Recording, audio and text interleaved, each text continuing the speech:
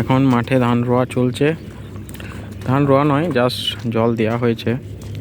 আমার মাকে আজকে আল করা হচ্ছে। 3 জন মুনিশ লাগিয়েছি।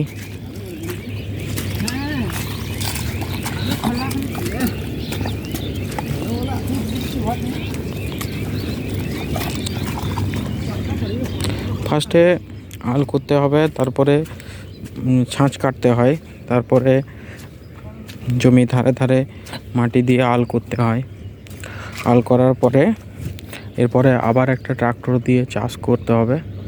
চাষ করার পর জমিতে বীজ পোঁতা হবে, চাপান দিতে হবে, কিছুটা সার দেওয়া আছে, জৈব সার।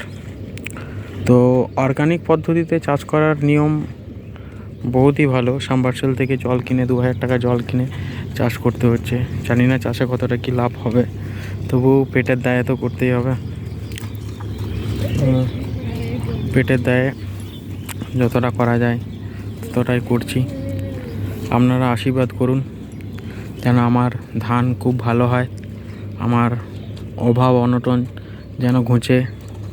আজকে যে কথাটা বললেই না লয়, সে কথাটা হলো, দেখুন, সময়ে অনেক বন্ধু পাওয়া যায়, সব কিছুই পাওয়া যায় সময়ে। কিন্তু আজকে একটা জিনিস বুঝতে পারছি যে আজকে আমার অসময়ে বন্ধু বলুন আর আত্মীয় স্বজন বলুন, কেউ কোথাও নেই। আজকে আমি যে অর্থ সংকট বা আমার চাকরি চলে যাওয়া, সব কিছু বিষয় নিয়ে আমি ভাবি যে যা হোক কিছু উপরওয়ালা ভালো কিছু করাবে, ওই জন্যে আমাকে আজকে এই সংকটের মধ্যে ফেলেছে।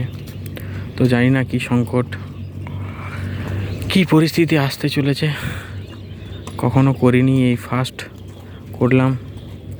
গরিব ঘরে জন্ম নিয়েছি যখন, করতে তো হবেই। তো করি, আপনারাও সাপোর্ট করুন। আরও আমার দুঃখের কাহিনী শোনানোর জন্য আমিও রেডি আছি, আপনারাও রেডি থাকুন, আর সবই আপনাদেরকে জানাবো। Thank you. লাইক আর সাবস্ক্রাইব করুন, আর প্লিজ শেয়ার করুন একটু।